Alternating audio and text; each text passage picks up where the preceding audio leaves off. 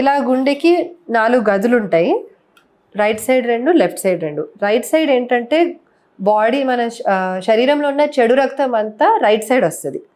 Right side నుంచి అది pulmonary artery ద్వారా ఊపిరితిత్తులకి వెళ్ళి ఆక్సిజన్తో అది మంచి రక్తంగా మారి లెఫ్ట్ సైడ్కి వస్తుంది. అక్కడి నుంచి మొత్తం బాడీకి బ్లడ్ సప్లై వస్తుంది.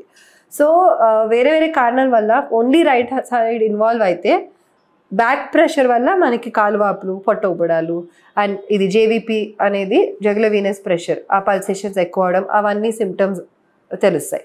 లెఫ్ట్ సైడెడ్ హార్ట్ ఫెయిల్యూర్ వెంటనే వాళ్ళకి ఆయాసం వస్తుంది, అంటే ఊపిరితిత్తుల చుట్టూ నీరు చేరుకోవడం అనేది. కానీ ఈవెన్చువల్గా left side heart failure right side heart ఫెయిల్యూర్ని కూడా కాజ్ చేస్తుంది అనమాట.